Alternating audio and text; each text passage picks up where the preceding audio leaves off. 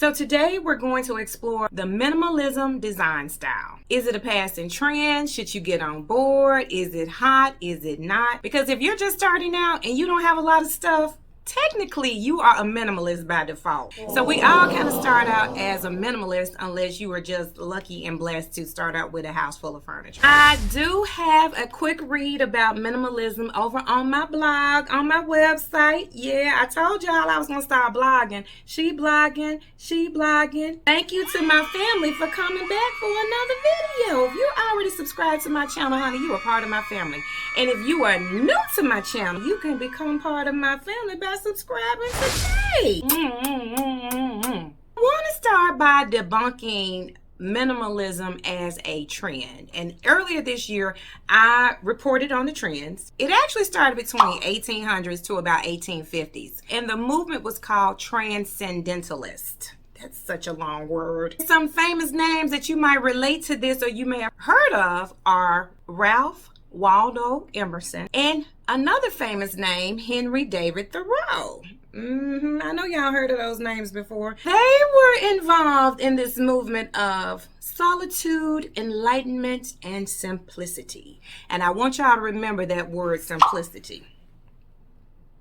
So we're going to jump ahead to 1920s to about the 1930s. And a balance of utility and beauty was brought about by the Bauhaus School of Design. And I may be butchering that word, but y'all know what I'm talking about. Just Google it. This particular school, they ended up creating a lot of beautiful things with simple lines that were not only utilitarian, but beautiful. And you got to remember, around this time was heavy Victorian era was going on. It was getting away from all of those gingerbread houses that look like you can just go and snap a piece off and eat.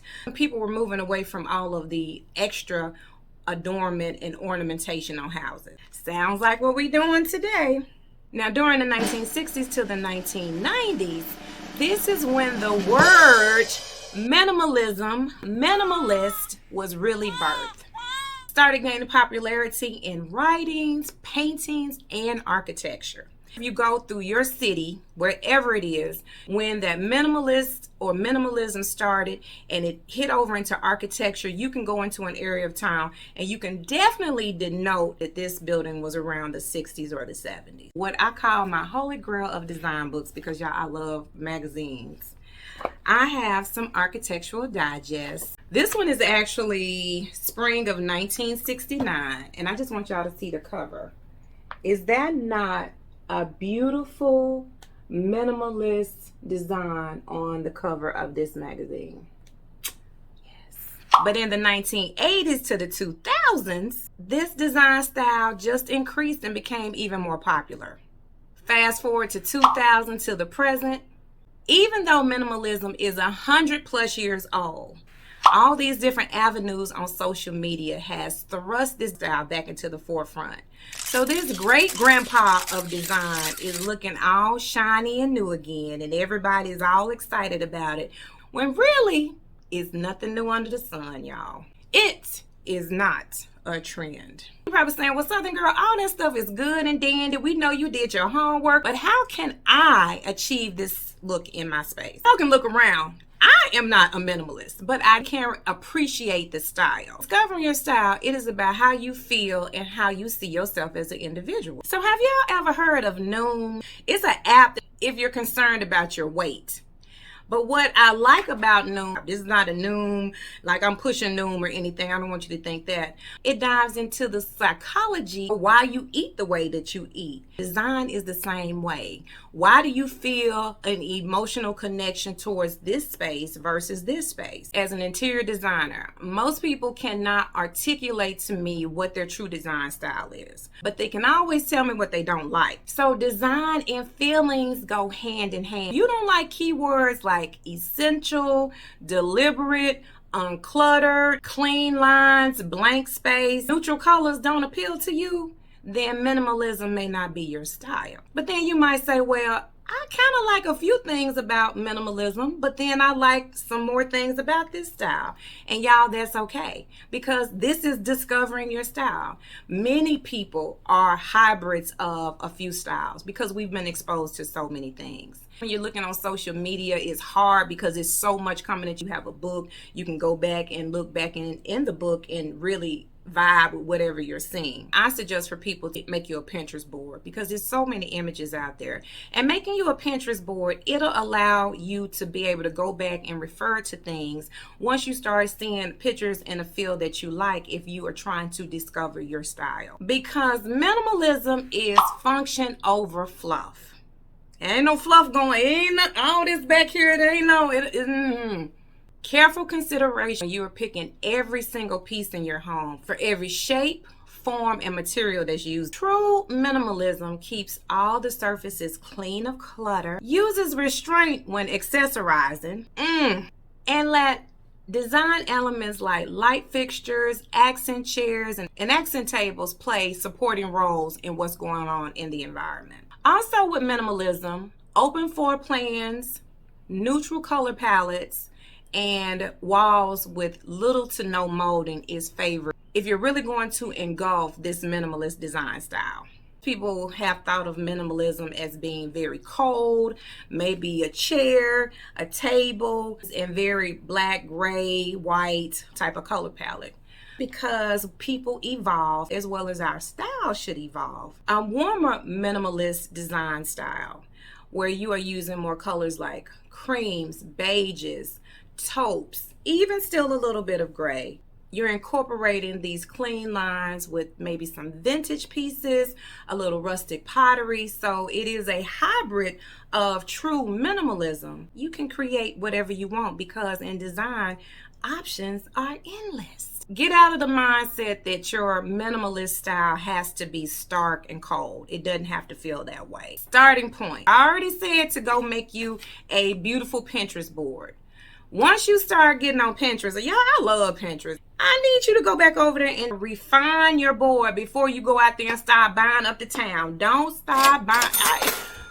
We be so ready to just go and spend some money or get things decorated, and then we end up hating the pieces that we bought. This is a way that it won't cost you anything to just build a board and then go back and refine your board. Yeah, it takes a little bit of time, but if you are really wanting to be on this design style, remember, the stuff that you're buying is going to be not a lot, and you need to make sure that you're going to get your quality pieces. I like to start either in the bedroom or the foyer. I recently did a poll on YouTube in my community post. I've been posting a lot of my community posts, y'all. You gotta go over there and check it out. I asked the question, where should you start decorating first in your home? You can see from the votes, I did like the one that said wherever inspires me first, because if you're inspired by something to jumpstart your room, then go ahead so that you can at least get something going. My new philosophy is to start in your bedroom. Your bedroom is a place of rest. It is one of the last places that you will see when you go to sleep, and it is one of the first things that you see when you wake up. And if your bedroom is always on destroyed, or it is not reflective of who you are, that's how you start your day. A bedroom can be costly because it's so many pieces. The second space that I like to start in is the foyer. And you might be saying, why do you like to start in the foyer? One of the first place people see when they come into your home, or last places that you see when you're leaving out of your home if you're not going out the garage. And typically it's less money. It's a smaller space. It is a way to start setting the tone for what's to come in the rest of your house. No answer is an incorrect answer. Wherever you want to start in your house, you start in your house. Working with clients, I have seen them decorate other parts in their house and they never even get to their bedroom. I'm like, how you do all of this and you didn't even decorate your bedroom? That is the Southern girl psychology of interior design. And I do have some books that I'll leave down in the description box learning more about minimalism. And I find that sometimes when you read, I said it, get off your phone, get off the TV, get off social media. I guess I need you on social media because you're watching me right now.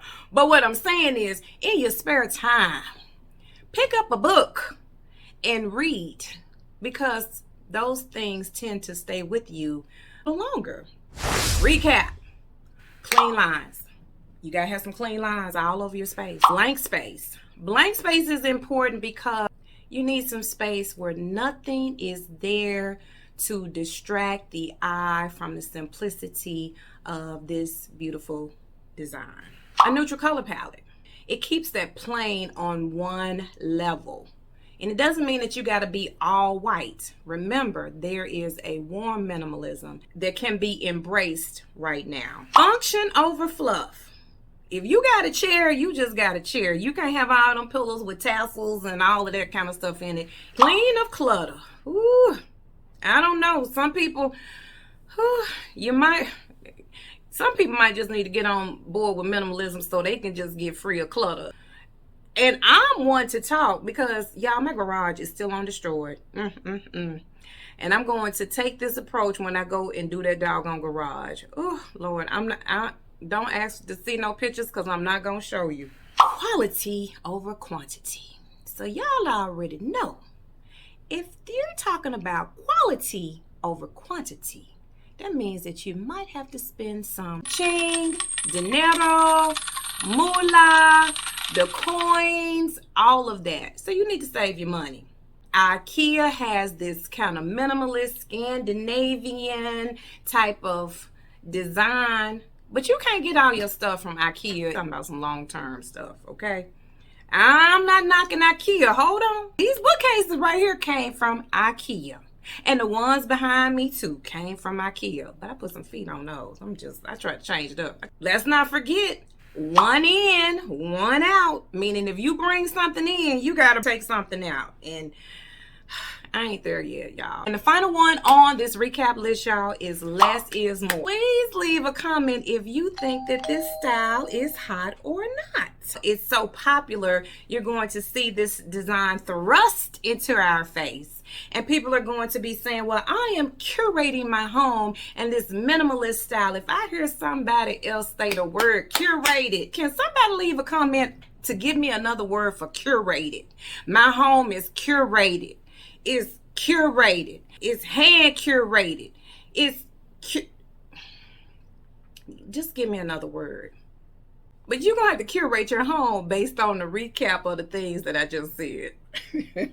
I'm putting some things out in my stories all this week, as well as in the community post. Of course, we're a community. Y'all are my family. Y'all go, look. Your girl is putting out some content. Leave your questions or comments. And if you want to see what I said about minimalism as a design trend, then here you go.